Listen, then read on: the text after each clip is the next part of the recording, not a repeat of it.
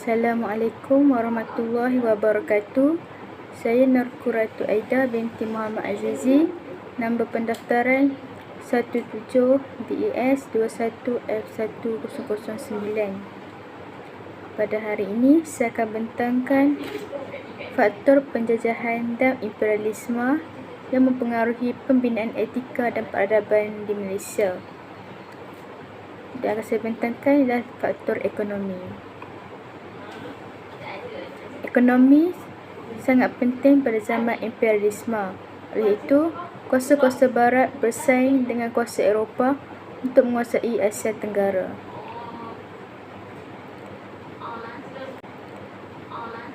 Antara sebab ialah yang pertama, untuk menjana perkembangan industri perkilangan di Eropah. Revolusi perindustrian adalah pada zaman akhir kurun ke-18 dan awal kurun ke-19. Perubahan besar dalam pertanian, pembuatan dan pengangkutan memberi impak besar kepada sosioekonomi dan kebudayaan di Britain. Oleh itu, kuasa barat berlumba untuk mendapatkan kawasan jajahan, terutama di Asia Tenggara yang semula jadi mempunyai bahan mentah.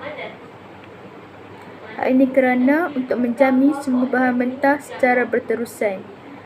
Antara sumber bahan mentah yang diperlukan ialah biji timah, getah dan kelapa.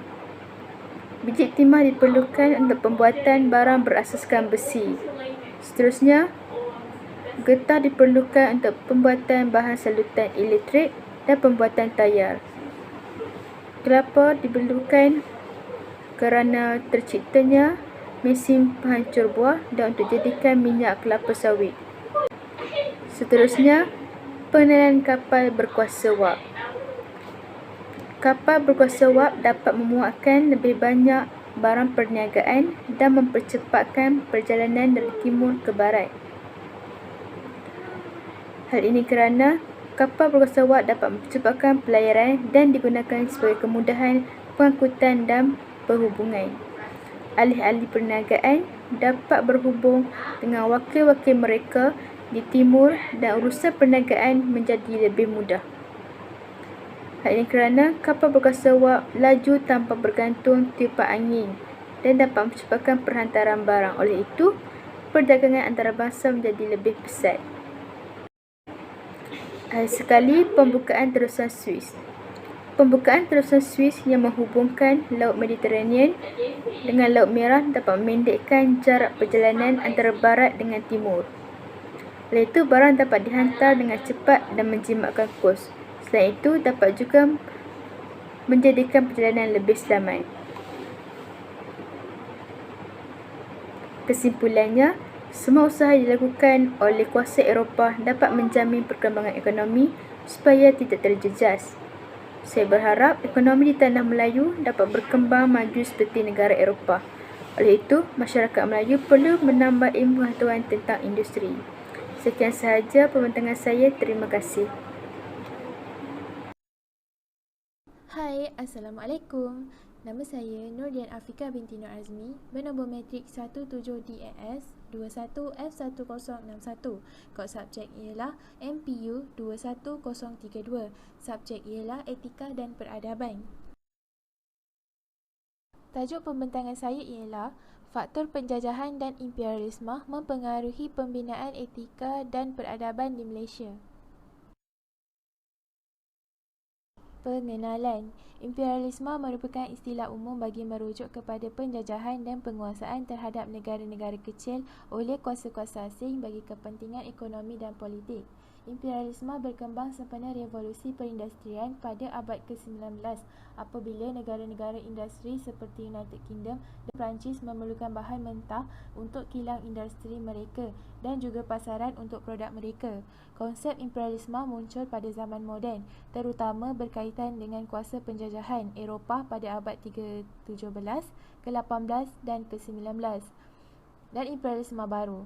Walau bagaimanapun, perluasan dan permusatan telah dilakukan sepanjang sejarah yang tercatat dengan contoh-contoh awal sejak pertengahan milenium ketiga Setelah pemberhentian penjajahan Eropah, konsep ini telah berkembang lebih jauh dan telah dilakukan secara meluas untuk mengenal pasti serta mengkritik sebagai dasar dan sejumlah negara termasuk negara-negara yang semestinya anti-imperialisme. Tanggungjawab mentamadunkan orang Timur. Slogan Perancis, tugas menyebarkan tamadun, yang bermaksud mereka bertanggungjawab mentamadunkan tanah jajahan mereka termasuklah tanah Melayu. Kuasa Barat menggunakan slogan untuk menerakkan budaya Barat agar menjadi amalan hidup masyarakat tanah jajahan. Mubalik Kristian pula berhasrat untuk menyebarkan agama Kristian kepada penduduk tanah jajahan. Sebagai contoh, di Malaysia pada masa kini wujud pelbagai jenis agama seperti agama Kristian, Islam, Buddha dan banyak lagi. Seterusnya, tanah yang subur.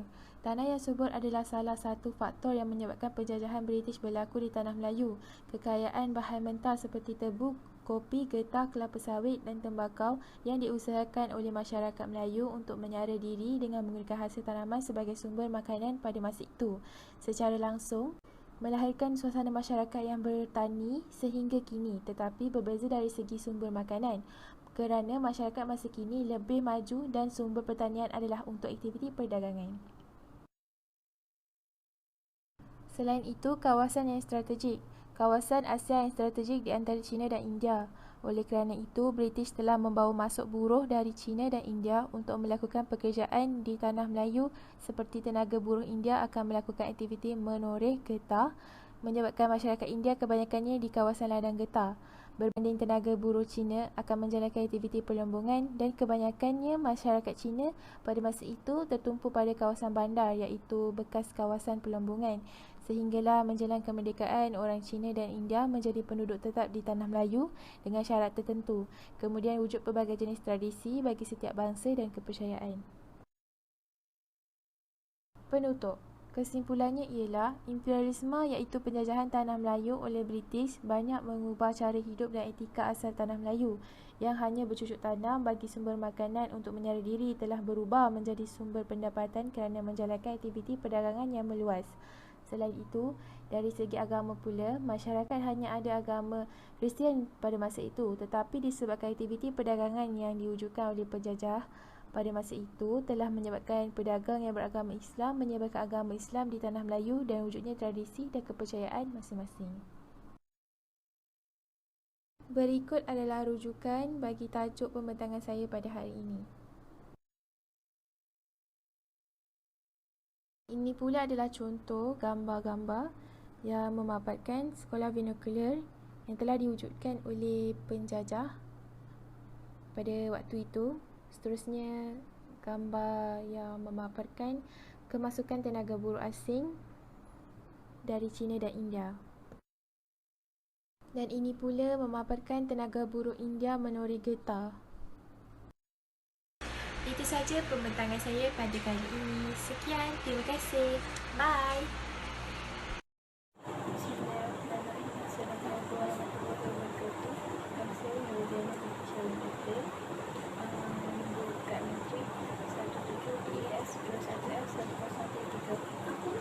Tentang tajuk faktor penjajahan dan imperialisme memenuhi pembinaan kepada peradaban Indonesia. Maksud imperialisme barat ialah dasar sesuatu negara meneruskan pengaruh dan wilayahnya dan menjajah negara lain untuk kepentingan tersendiri. Kejajahan Kerajaan Melayu Melaka pada kekuasaan Portugis pada tahun 1511. Peristiwa penjajahan yang berlaku, kita dapat melihat pengaruh negara barat dalam pembinaan etika dan peradaban negara Malaysia. Pada zaman ini, pengaruh boleh dibahagikan kepada tiga kumpulan iaitu sosial, politik dan ekonomi. Asas imperialisme terhadap Asia Tenggara mempunyai tiga iaitu kesan politik, ekonomi dan sosial. Dari segi politiknya, sistem pemerintahan dan pentadbiran di Asia Tenggara telah mengalami perubahan yang drastik. Dalam banyak kes, para pemerintah tempatan telah terpaksa menerima para penasihat dan juga pentadbir dari barat. Sistem politik termasuk perundangan peribumi juga telah diubah suai atau ditukar agar mempunyai sistem barat. Persaingan kuasa-kuasa barat telah berlaku di Asia. Oleh itu, kuasa Inggeris telah campur tangan di tanah Melayu, Burma, India dan China. Kepulauan Melayu telah dipecah pentah akibat kedatangan kuasa barat iaitu Inggeris di Tanah Melayu dan Belanda di Indonesia. Selain itu, Perancis juga menjadi saingan Britain, telah menjajah Indo, China, Laos, Vietnam dan Kemboja, dan Amerika pula telah menduduki Filipina. Dari segi ekonomi pula, kegiatan ekonomi pribumi Pulau Torres distrukturkan agar dapat memberi manfaat kepada ekonomi metropolitan. Misalnya di Tanah Melayu, kegiatan penanaman getah dan perombakan biji telah dikomersialkan bagi memastikan bahan tersebut dapat dikekalkan untuk memenuhi keperluan industri. Terdapat juga kesan pendidikan dengan pertapakan barat terhadap Tanah Melayu. Sistem pendidikan Inggeris telah diperkenalkan. Walau bagaimanapun, sistem pendidikan tersebut hanya terhad di kawasan bandar dan dikhususkan untuk memberikan pendidikan asas dan melatih golongan pentadbiran rendahan bagi keperluan pentadbiran British saja. Kepecangan dan ketidaksempurnaan sistem pendidikan inilah yang kemudiannya terpaksa dibaiki oleh kerajaan pribumi yang berkuasa setelah merdeka. Inilah salah satunya perkara yang seharusnya mendapat perhatian dan penghargaan generasi. Dari kesan sosial ialah kuasa barat juga telah bertindak untuk mengimport buruh dari negara lain untuk menjadi tenaga kerja bagi keperluan ekonomi komersial mereka. Rasa ini telah membawa perubahan kepada demografi dan komposisi etnik di banyak negara yang telah dijajah oleh kuasa barat. Walau bagaimanapun, kuasa penjajah tidaklah meninggalkan satu dasar yang ketara atau terancang bagi mengharmonikan hubungan antara kaum sesama perintah mereka. Sekali lagi, tugas untuk merangsang dan menjalin hubungan baik dalam kalangan pelbagai kaum telah dipaksa dipikul oleh pemerintah Pulau Bumi selepas merdeka. Ini merupakan salah satu lagi peninggalan dan kesan daripada era penjajahan. Kesimpulannya, kesan dan permasalahan yang telah ditimbulkan oleh kuasa penjajah inilah yang perlu disedari sepenuhnya oleh generasi kini dan masa akan datang. Kesedaran tersebut tentunya akan mendorong seseorang itu untuk memahami situasi negara selepas penjajahan secara lebih menyeluruh. Kita dengan sendirinya akan dapat menyanjung tinggi pelbagai tindakan dalam pelbagai bidang yang terpaksa dilakukan oleh pemerintah pribumi selepas merdeka. Dengan itu juga, agenda kerajaan untuk membaiki keadaan rakyat dan masyarakat akan dapat difahami dan dilayaki dengan lebih baik lagi. Sekiranya ini dilakukan, tentulah mudah bagi generasi kini dan akan datang untuk turut memberikan sumbangan positif demi kebaikan dan kemajuan bangsa dan negara. Sumbangan sedemikian seharusnya dilakukan secara bertungkus-tungkus dan berterusan dalam apel jual lapangan kehidupan masing-masing. Assalamualaikum, nama saya Nur Farid Izzati binti Hara Anwar. Saya nombor matrik saya 17 DNS 21L1017. Pada hari ini saya akan membentangkan tentang faktor penjajahan dan imperialisme mempengaruhi pembinaan. Pendahuluan, fenomena sejarah penjajahan adalah satu fenomena yang berlaku di seluruh dunia merentasi masa, merangkumi pelbagai orang berbeza seperti Hittites, Inca dan Imperial British. Kolonialisme Eropah atau imperialisme bermula pada abad ke-15 dengan zaman penjajahan yang dipimpin oleh Empayar Portugis dan Empayar Spanyol. Penolakan Amerika dan pantai Afrika Timur Tengah, India dan Asia Timur. Menjelang abad ke-16 dan ke-17, Inggeris, Perancis dan Belanda menubuhkan empayar mereka sendiri di luar negara mereka, bersaing secara langsung sesama sendiri. Pada penghujung abad ke-18 dan 19, merehat era nyah koloni pertama apabila kebanyakan koloni Eropah di Amerika mendapat kemerdekaan mereka dari metropol masing-masing. Ekonomi. Industri getah di Malaysia bermula pada tahun 1877 di Kuala Kangsar, Perak. Anak getah yang ditanam adalah spesies Haven brasiliensis. Estet getah pertama telah dibangunkan di Melaka pada tahun 1902 atau 1903. Selepas itu, keluasan penanaman getah terus berkembang hingga mencapai kemuncaknya iaitu seluas 2.06 juta hektar pada tahun 1979. Pengeluaran tertinggi yang pernah dicapai oleh negara ialah sebanyak 1.66 juta metrik tan iaitu pada tahun 1988. Secara ringkasnya, pokok getah berasal dari Brazil sehingga kini tanaman pokok getah meluas di seluruh Malaysia untuk kegunaan dunia. Sosial.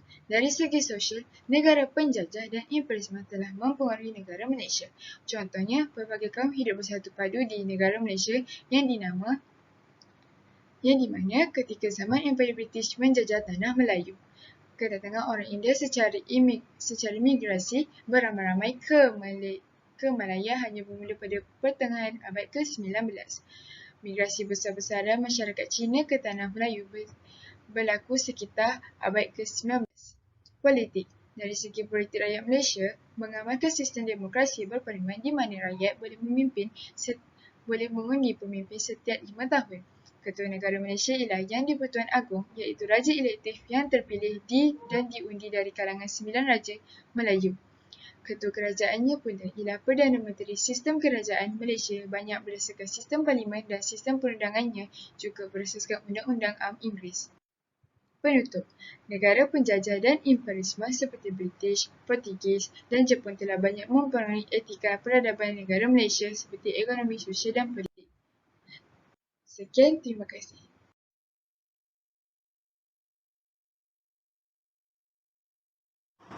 Pendahuluan. Malaysia yang merupakan tanah Melayu pada zaman dahulu terletak di kawasan yang strategik yang berada di atas laluan perdagangan antara timur dan barat. Tanah Melayu juga merupakan tempat di mana hasil bumi melimpah ruah, dan ini telah menarik minat kuasa asing negara Eropah iaitu Portugis, Belanda, British dan juga Jepun untuk menguasai tanah Melayu pada ketika itu.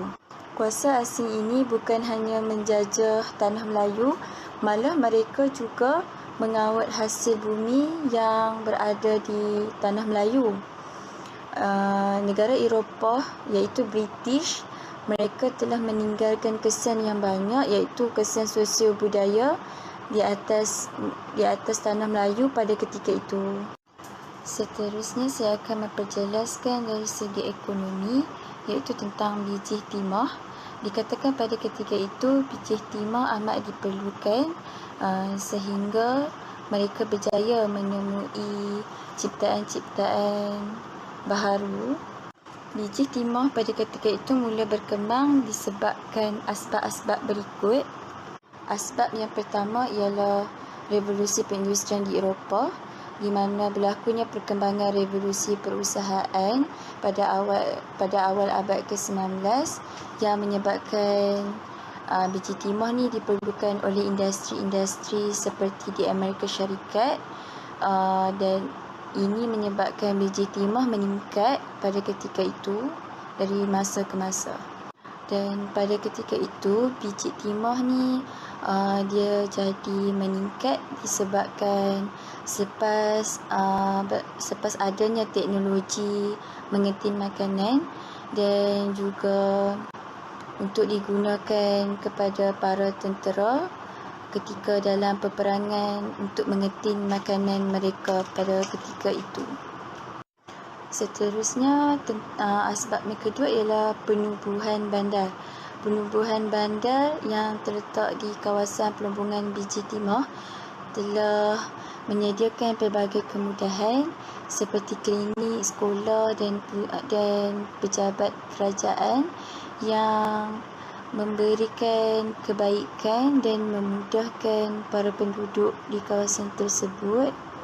Sebagai contoh, kemudahan kesihatan iaitu kesihatan kepada penduduk-penduduk di kawasan pelumbungan tersebut dapat terjamin kesihatan mereka, terutama sekali kepada pekerja-pekerja pelumbungan biji timah. Dan kegiatan pelumbungan biji timah ni orang kata macam tak terganggu lah. Seterusnya, asbab yang ketiga ialah dasar British yang liberal. Dasar British yang liberal terhadap kemasukan imigran telah menyebabkan perusahaan biji timah menjadi lebih berkembang, maju dan meningkat pada ketika itu. Malah British juga tidak pernah menyekat kemasukan imigran dan mereka lebih menggalakkan lagi kedatangan mereka. Buktinya, British ni telah menandatangani perjanjian dengan pemilik kapal dan saudagar-saudagar Cina di mana British berjanji akan memberikan subsidi. Seterusnya saya akan menerangkan dengan lebih jelas dari segi politik, iaitu masalah yang berlaku di negeri-negeri Melayu di mana berlakunya perang saudara antara pembesar-pembesar Melayu hanya untuk merebut tahta dan kawasan. Contohnya, pernah berlaku perang saudara di Perak di mana British mula campur tangan ketika mana tahta kerajaan Perak dan berlakunya perbalahan antara kumpulan kongsi gelap Cina. Seterusnya adalah perubahan politik dan dasar di British. Pihak Barat, mereka telah melaksanakan dasar kolonialisme dan imperialisme mereka dalam usaha mengembangkan pengaruhnya ke seluruh pelosok dunia. Perkembangan dasar ini adalah hasil daripada penciptaan teknologi baru di semenanjung Tanah Melayu adalah destinasi yang menjadi tumpuan utama pihak Barat, terutamanya British. Ini kerana banyak sumber dan hasil bumi yang dieksploitasi oleh penduduk tempatan. Akhir sekali ialah faktor kebimbangan campur tangan kuasa-kuasa asing. Selain British, kuasa barat lain seperti Perancis, Itali, Rusia dan Jerman juga sedang bersaing pada ketika itu untuk meluaskan jajahan taklukan masing-masing.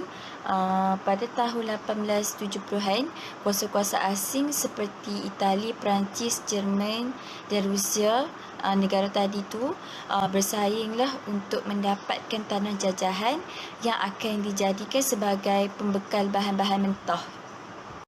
Seterusnya ialah dari segi sosial.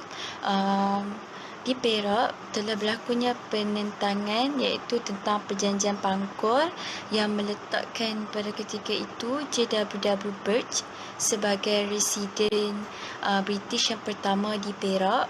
Sistem residen ni macam tak dapat kerjasama daripada Sultan Abdullah dan pembesar Melayu yang lain disebabkan oleh sikap Birch dan berlakunya ketidakpuasan terhadap sistem residen dan juga sikap pribadi Birch yang telah membawa kepada komplot antara pembesar Melayu untuk kerajaan British juga telah menggunakan Birch untuk memaksa Sultan Abdullah ni menandatangani surat perjanjian penyerahan kuasa kepada kerajaan Inggeris.